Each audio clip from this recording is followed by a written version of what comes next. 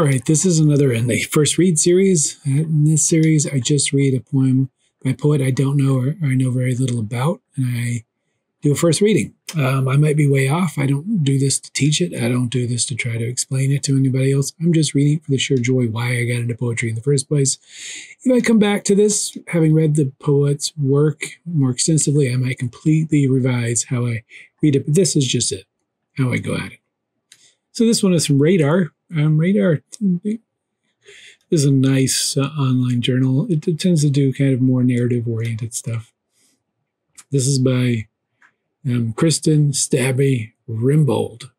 Kristen Staby Rembold. One thing I do like about Radar is they have a little clip with a poet reading, as you can see.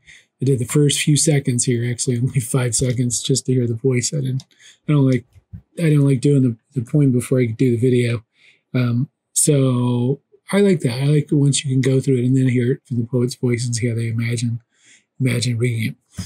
Whenever I look at a poem, I always look at the title first, and then I look at the poem itself, just the shape, the format of it, to see if I have to deal with any like traditional formal stuff.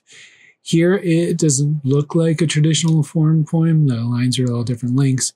The stanzas, the 5, 3, 2, 4, 4. So it doesn't look like everything to worry about, and there's not any kind of rhyme on the end. So I'm just going to treat it as a open form, or what people call free verse style poem. So lull during an all-day rain. It sets it up as a fairly nature-oriented piece just in the title. I mean, eco or eco poetry has become a significant movement right now. It's one that I really enjoy myself. And so we're kind of set up for that. I don't know if this is going to be that because I haven't read it, but we'll see. Dampness has blackened tree trunks and pavement. So I like the sound of this first, like the tree trunks, pavement. It doesn't look traditionally metered, but it starts off with these kind of nice sounds. Dampness it's a trochee right at the beginning, has blackened. This harsh B, tree trunks, 2 stresses together in the end, and pavement. Dampness is black and tree trunks and pavement, and this is something we all know, that kind of everything is damp now. Pedestrians fold their papers under jackets.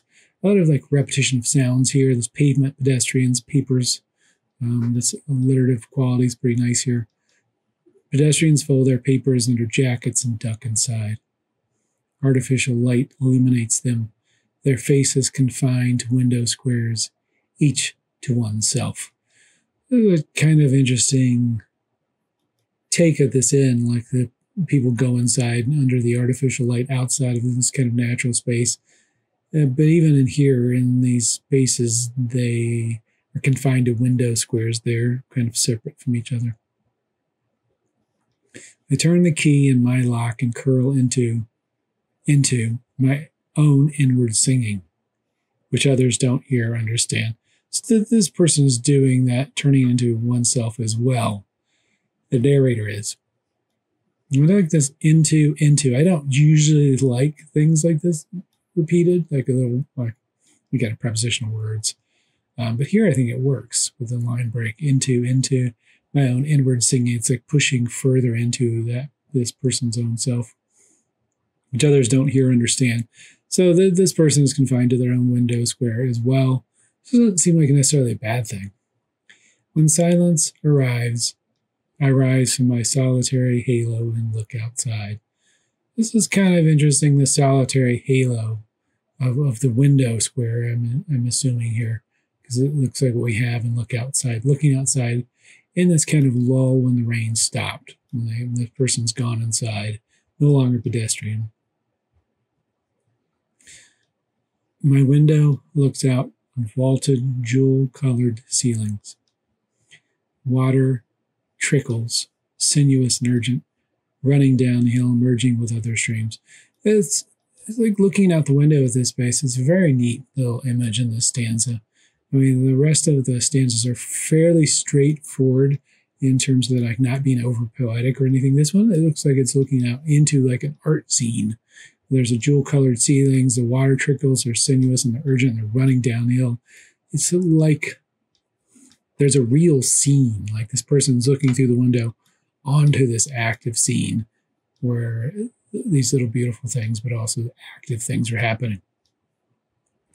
I imagine the rain's music continuing somewhere far off in the woods, which is, how the rain works, but like specifically here in the woods, like nobody else is hearing that music, which brings us back to the second stanza where it says which others don't hear or understand, where they don't hear the poet's or the narrator's inward singing. It's like there's that connection between the rain song and the song of this narrator. And other people don't hear it the same way, but the narrator stopping to pay attention to the silence and look out has this connection.